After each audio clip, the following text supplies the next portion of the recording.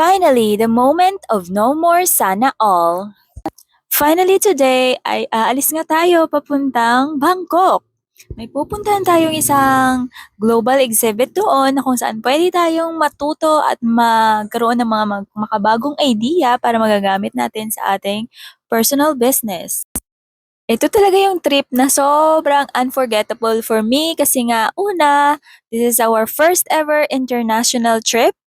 Pangalawa, this is our first international trip na tayo lang din mag-isa. Actually, nung nandito pa lang tayo sa Pilipinas, ay mixed emotions na talaga ako. Medyo natatakot. At the same time, na-excite na rin kasi nga, this is our dream that finally came true. Marami-rami na rin akong flights na dinanas na mag-isa, pero lahat kasi yon ay puro domestic flights lang na kung saan Rojas to Manila lang, Manila to Rojas, mga ganyan lang ba. Ito talaga yung first international na lalabas tayo ng bansa. Nakaka-excite, na nakakatakot, na ewan, di ko ma-explain. Pero anyway, ang nangyari dito sa journey natin is from Rojas City, actually ay nakasabay pa natin si Mayor ng ating flights.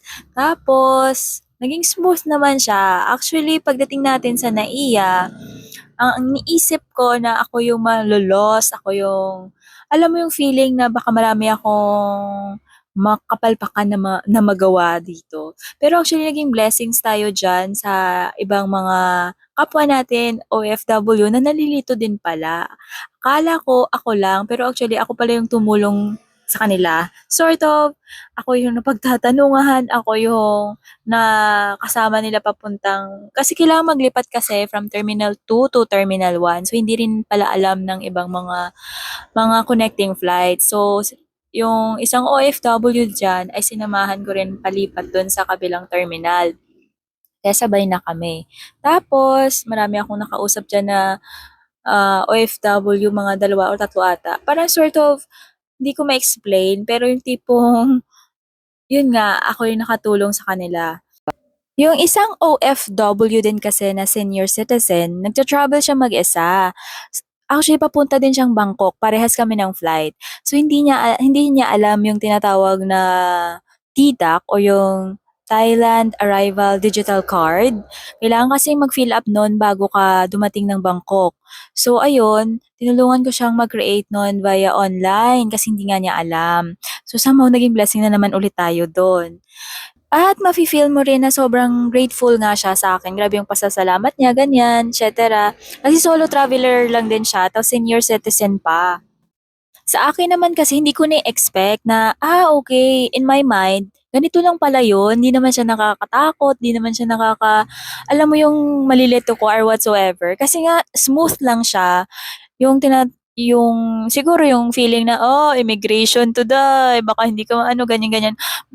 Hinarap ko lahat yon ng smooth lang naman. Kasi kumpleto naman yung document. So, wala ka naman talagang, alam mo yung dapat ikatakot or ikabahala or whatsoever.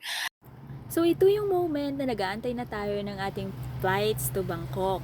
So, nakalagpas na tayo dun sa immigration, nakatapos na yung mga i-travel na yan.